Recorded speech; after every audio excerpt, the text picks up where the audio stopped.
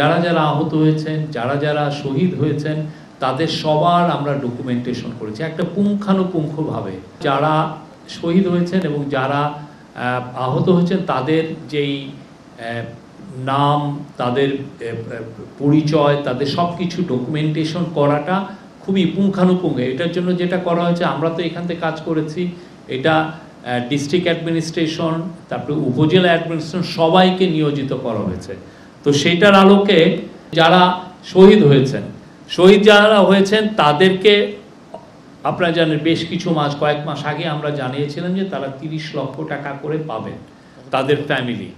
হ্যাঁ, তো সেই এককালীন, এবং এটার জন্য এই বছর যে অর্থ বছরটা যেটা শেষ হবে জুনের 30 তারিখে, সেই অর্থ বছরে সঞ্চয়পত্রের মাধ্যমে তারা 10 লাখ টাকা পাবেন। আর 2025-2026 অর্থ বছর যেটা জুলাই শুরু হবে এবং শেষ হবে জুন 2026-এ, সেই সময় আরও 20 লক্ষ টাকার তারা সঞ্চয়পত্র পাবেন প্রত্যেকটা পরিবার, প্রত্যেকটা শহীদ পরিবার। এবং প্রতি শহীদ পরিবারকে প্রতি মাসে 20,000 টাকা করে ভাতা প্রদান করা হবে। জুলাই 24-এর যোদ্ধাগণ 3টি মেডিকেল ক্যাটাগরি, যথা ক্যাটাগরি এ, ক্যাটাগরি বি এবং ক্যাটাগরি সি অনুযায়ী সুবিধা পাবেন। এই ক্যাটাগরি এর আমরা বর্ণনা দিচ্ছি।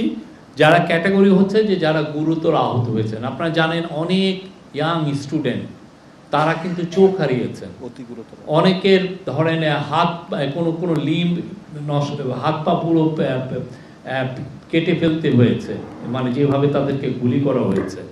তো এই অতি গুরুতর আহতকে জন্য ক্যাটাগরি এর 493 জনকে এরকম আইডেন্টিফাই করা হয়েছে। এই 493 জন জুলাই যোদ্ধা আমরা বলছি, তালিকাভুক্ত। তারা চিকিৎসার পরও শারীরিক অসমর্থতার নিরিখে অন্যের সহায়তা ব্যতীত জীবনযাপনে তারা অক্ষম। ক্যাটাগরি এ শ্রেণী নিম্নোক্ত প্রক্রিয়ায় আর্থিক অনুদান ও অন্যান্য সুযোগ প্রাপ্ত হবেন।